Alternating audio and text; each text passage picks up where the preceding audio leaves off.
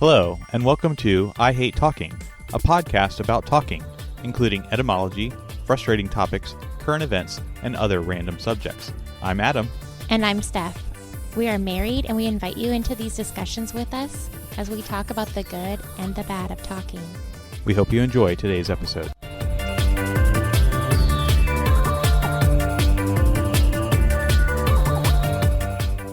Welcome to episode 51 of I Hate Talking. Hi, everyone. Now, some people have asked us why there was no particular fanfare about episode 50, and I guess there really wasn't. We sort of just did episode 50. It was a relatively short episode, that particular episode, and I don't even think we made reference to the fact that it was the 50th episode, but I guess in a society that has 10 fingers, 50 would be a significant number. Yeah, and when you mentioned it, I remember thinking, wow, that's pretty awesome. But I also was sick and didn't have the energy level to throw a party for it. That's true. And I think probably around this time, the annual celebration would be more impactful than just 50. Yeah, we're coming up on a year. We are coming up on a year, which I don't understand because I think on episode 52, we're going to not be a year. But I don't know if that's because of a leap year or maybe we just had some extra episodes that we did. I don't know. I don't quite understand how we would be in April when we started in May and we've already been 52 plus episodes in. Well, we had a couple bonus episodes. Did those count too in the numbers? They count, yeah. Okay. So that must be why. So I guess the big takeaway on all this is that you can count things a lot of different ways, and in the end, maybe none of it really matters. So we are on episode 51 now. Mm-hmm. Congratulations to us. And we will, as always, have a word or phrase of the episode, and that word or phrase of the episode is Troth. Troth? Yeah. Do you know the word troth? Troth? Yes. So I do not know that word, but there is a similar word that comes to mind that probably is the same root word, which is betroth, which is a archaic word that would be used in some sense of like an engagement. So like if a particular person asked for a lady's hand in marriage, they would become engaged, or in the archaic sense, they would become betrothed. And I think that probably would be even the word used in the King James Version of the Bible to maybe describe Joseph and Mary. Mm-hmm. So I would guess that troth is some sort of promise or commitment that when you become betrothed, you are doing some sort of promise or making some declaration of commitment. Yeah. I'll let you look up in a moment the etymology of it. But yeah, you're on the right path. It is both a noun and a verb. And so it could be used as a noun, like as in a promise. By my troth, I will not trespass on your precious property. Kind of idea. It can mean an allegiance, as in like the knight pledge his eternal troth to the defense of the kingdom. A commitment, like you said, I troth myself eternally to your service. Oh, is a verb. So as a verb, it can be used as like in a commitment. Also, am I pronouncing it properly? Because I feel like troth, yeah, troth. No, that's the A with the sound. Troth. I guess you could hit the button. Well, this is a screenshot. Troth? We've been pronouncing it wrong. I think it's troth. That does seem to be what the pronunciation guide and even some of the pronunciation things that we've listened to indicate that it's actually troth. But it is the same word. Betroth is part of troth. So is all of our modern day usage of betroth the wrong pronunciation? I don't know. Seems like it. I guess we need to look up why that's pronounced differently. So, as you indicated, we are going to talk about the etymology of this word, and it's actually interesting to note that betroth, which we were indicating would be maybe some of the language that would be used to describe Mary and Joseph, actually did not originate from this word troth, but that they actually became used together later in the modern day, and perhaps Middle English or English, but that the original origin of betroth came from the English be, or to basically be something, and the English truth. So you would betroth someone, so you would make a positive statement about somebody, or again, perhaps some sort of form of commitment, but you're basically declaring something to be true. So you are betrothed to that person. Whereas troth actually comes from a different etymology, but then that betroth or betroth became to be used with that troth and became the modern day, or I guess in this case, somewhat archaic, because I don't think that word betroth is used very frequently. No, but that is very complicated to be throwing betroth and troth back and forth. It's hard to follow. But they both do mean truth or loyalty and all that, right? Because when I'm looking up troth, betroth is under it, even though it didn't come from it originally. Yeah, it's actually probably some form of overlap actually in the English and the Germanic, where they actually had a very similar word for truth, but that the word troth actually probably originates from a Proto-Germanic root, which I can't even begin to pronounce, but it basically means contract or promise. And that is a very similar word with the word truth, and then that became used to be betroth. So I think there was maybe even, again, as we've alluded to in some previous episodes, some unintentional overlap of languages and words where people were maybe even using the wrong word and it became interpreted as the correct word. And then you just have all this mixing of the words and languages. There you go.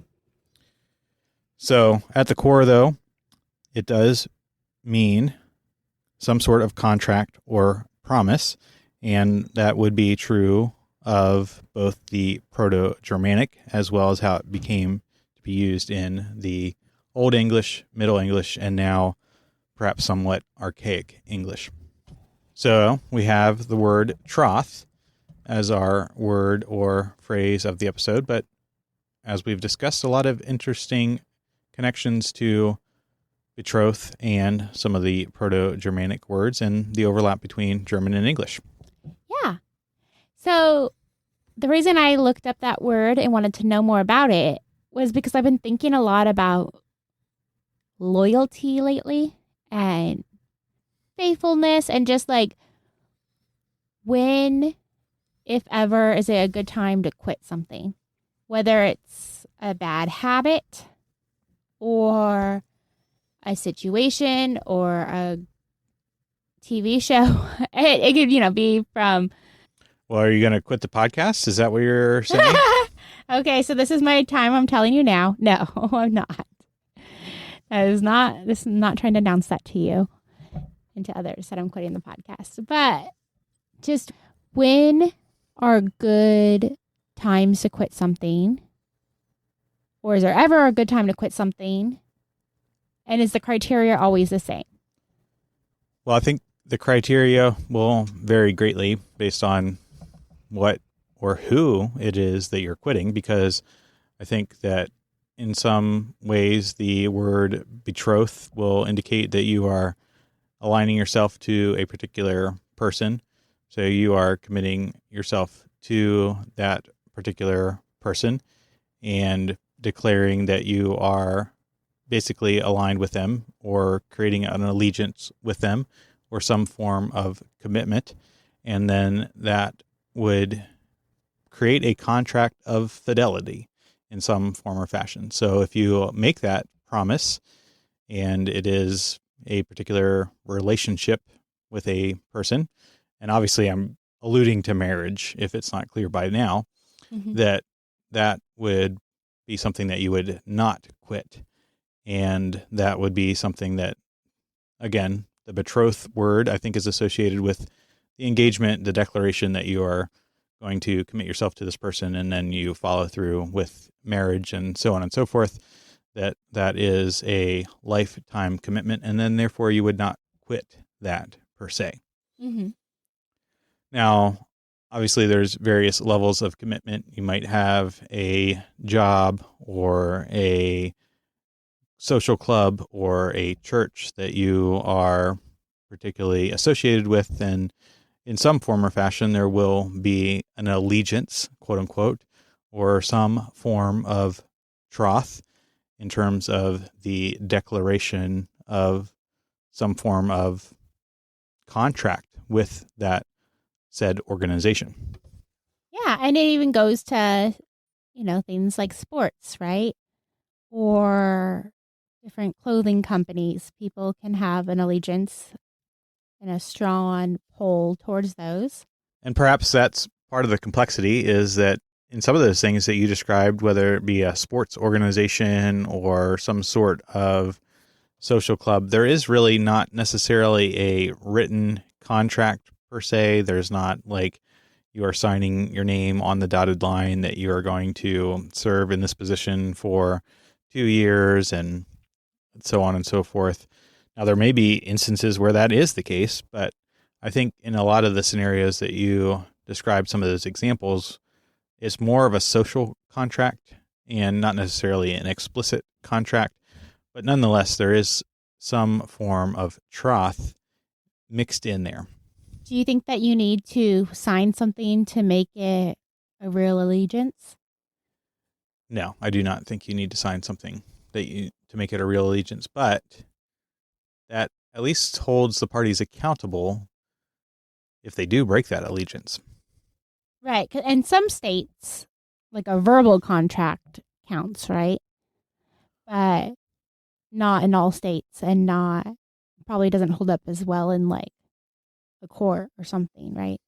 Precisely. Yeah, you can have a verbal agreement, and that will be, again, as you indicated, recognized by certain states and not others. But in some instances, it will be just their word against your word. And if you don't have anything written down, there may be difficulty in proving what the particulars of that contract are. So, what are some things that you feel like that you would give allegiance to? So, give troth to? Is that how you say it? Give troth? That you would be troth to? No. Well, it's a noun and a verb, so Yes. you could, I guess, you could act in a trothful manner, or there could be a actual troth, which I guess as a noun would be perhaps another synonym would be just commitment or some kind of contract, to use it in the literal sense. Okay. So, what are some things that you would?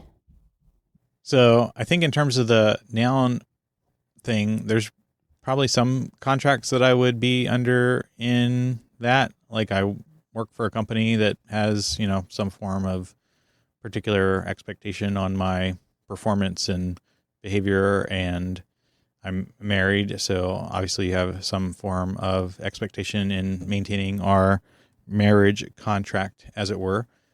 I don't know if I really would categorize any of the other things as really troth, because I feel there's like a very strong aspect of fidelity. Like if you depart from that, then you are infidelitous, and that would be negatively looked upon. Whereas a lot of the other things that I'm involved in are more of social contracts, and it's more of just the expectation. There's not really necessarily a particular commitment or contract or a form of fidelity where if I break that it's like really, really bad.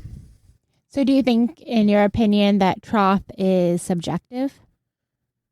Well, I guess the definition's subjective, but how I'm defining the word, I see it as more of a issue of particular contract. And if you break that contract, a issue of fidelity.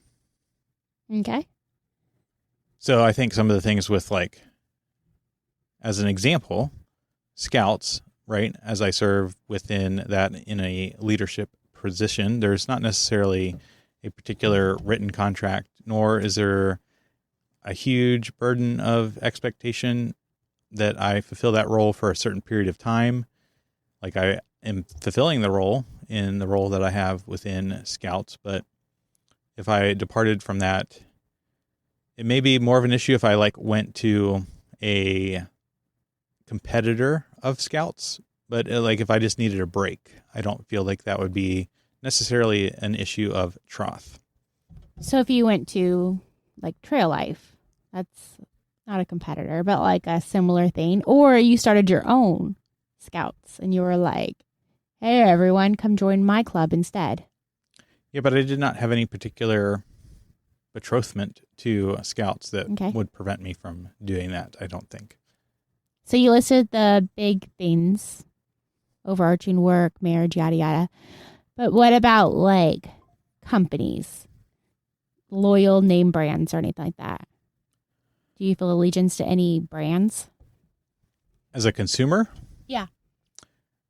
I do, but I feel like that is more because of the quality that I receive from those brands, and therefore I will be somewhat of a proponent of those brands, but I have no social contract nor contract at all, unless, say, somebody wants to sponsor us, perhaps, that I have to speak in a particular way about those brands. So I don't really would have any issue of switching. So I do enjoy a lot of Adidas product, but if I found that to be an issue in the future and switch to Nike, then it would not really be that big of a deal.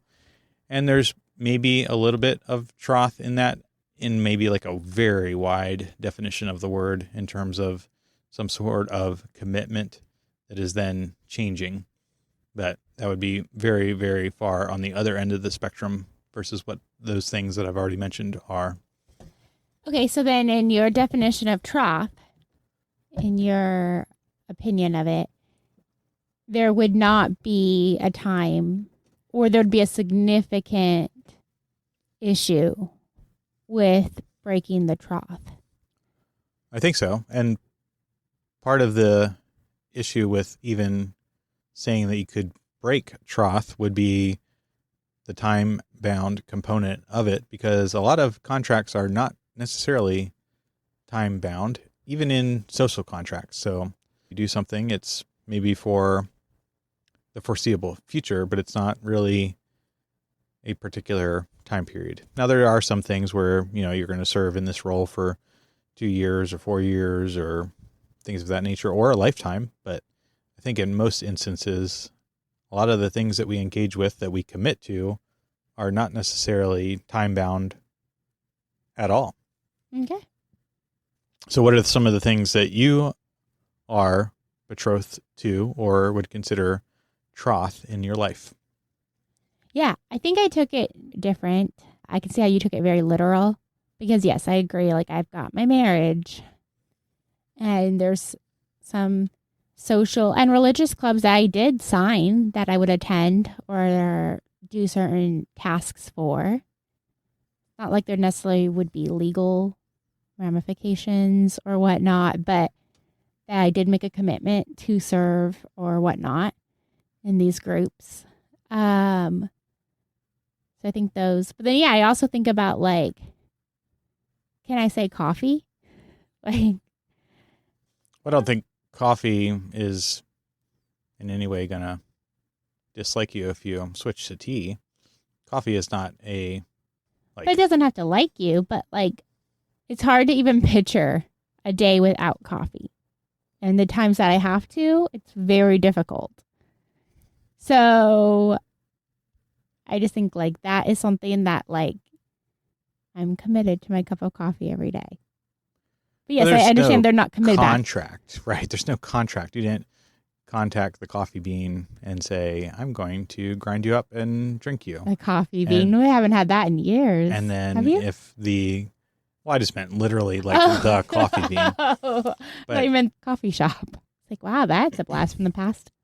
But you don't have a contract in any form or fashion with the coffee itself. No. And I can switch coffee. Like some people only will drink Coke and refuse Pepsi. I go back and forth. I don't care. Right. So, yes, perhaps I'm using it in more of a literal sense. But again, even as it's used in the English with betroth, that there's some form of promise or contract or declaration that you would then change in the future, and that would actually void or break your troth. So what about like the Pledge of Allegiance to the flag? We say that every week. That's basically the same right thing, right? We're not signing something. We didn't sign something to be in America because we were born here. I mean, if you move here later, you do, I think, right? But we didn't because we were born here. But we still say basically that we are pledging allegiance. We're trothing. Trothing's not a word, right? I doubt it.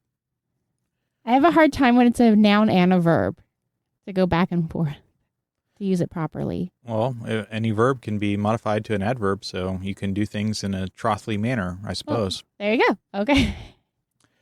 And that is true, right? I would categorize that in some form or fashion of troth if you are making a declaration that you are then indicating some form of troth to the flag and the nation over which it flies. And you do get up earlier than me in some cases, but I've never seen you like pledge to coffee. Like I pledge allegiance to coffee and I only drink Starbucks and so on and so forth. No, but I do occasionally sigh and thank the Lord for it. And I'm like, I love you, coffee. Well, that is probably a different word than troth. So, yeah, I think there's some form of declaration, commitment, promise embedded in the word troth that will not necessarily be present for the things that you consume or enjoy or prefer. Okay. So I think we've probably defined, hopefully pretty well, troth and some of the things that it may indicate. But I think the thing that you were trying to get to is, when is it okay or socially acceptable or just acceptable in general to break that commitment? Right, yeah. Well, I think it all goes back to the emphasis of the original commitment itself, that if it's something very significant like a marriage commitment or in some ways a work contract, that those will be significant and will have significant ramifications if you break or abdicate the responsibility in fulfilling that troth.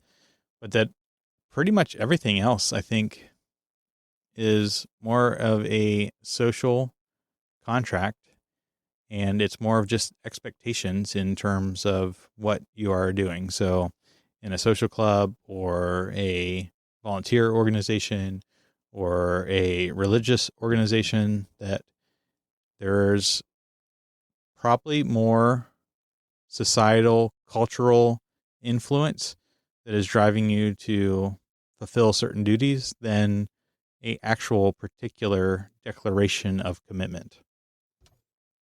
In other words, the people around you influence you to do and behave a certain way rather than a particular written contract. Okay. And do you think that applies to you? Because I feel like, obviously, for big stuff, I'm very committed. But for coffee or for an event, I'm much quicker than you are to say this isn't working for us. We do not need to do it any longer. Like as an example, as a family, we started doing this nighttime workout routine. The whole family, we all do it together and it's fun. Everyone's enjoying it right now. But I would be okay in a couple months if life gets busy or it's just not fun anymore or we're not seeing benefits. I would be much quicker to say, let's not do it. Let's find something else to do at night. I think you're like, we're committed to this routine, we're going to stick with it. That is true. I think that I will lean more towards a sustainment role than a starter role, which is probably something we can get into another episode, because I feel like that could be a whole topic in itself, because there's people that start things and there's people that sustain things. You probably fall more on the starter side, and I would fall more on the sustainer side. So my perspective is, if it's good enough to start, you should keep doing it. And that if you stop doing something, that you probably should replace it with something else some way, so that you are not just stopping something altogether. And I think if there is a external influence that you are providing with whatever that you are doing, that there is a particular expectation from the parties involved that they expect you to behave in a certain manner. And if that changes, that will impact them. So just trying to be considerate and consistent for their sake. Right. Yes. Yeah. And I think especially if there is, say, a thing that's through the summer or through the school year, I would push to continue with those till that obligation was met, because you don't want to leave the rest of your team high and dry. But then I'd say, okay, once that ends, now we're done. Once that cycle is over. Once you finish reading that book, you don't have to do the book club anymore. Or something like that. I'd be much quicker to say it doesn't serve us anymore. So let's finish that book, do the book club, and then step back. Where I think you would like to keep going with the next book in the list. That is true. Yeah, you sustain the particular pattern and routine until, I guess, it doesn't work, or until something better comes along. But yeah, I would have a higher preponderance to try to follow that routine and preserve the normal process that has already been established. Do you think our kids fall towards me or you more as the starter or the sustainer? I think when they were younger, they would probably fall either way. I feel like as they get older, they probably lean more towards the consistency and therefore the sustainer personality. Yeah, I feel like most of them do. And that is hard for me. I think we make a good team because I can start things, I get the ideas, and then you carry it out. And that's super helpful. But it is hard to always be consistent when I don't see benefits. I'm like, let's try this instead now. But I see their desire for the consistency and the sustainability.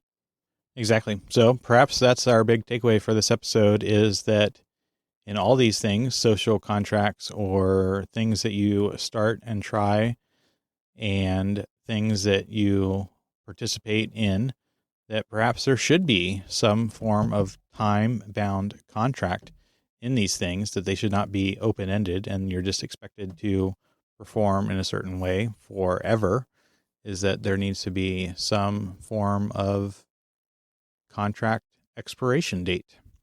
That's a good idea. Yeah. So, from your friends at I Hate Talking, until next time, remember, it is only through talking that we begin the journey to understanding.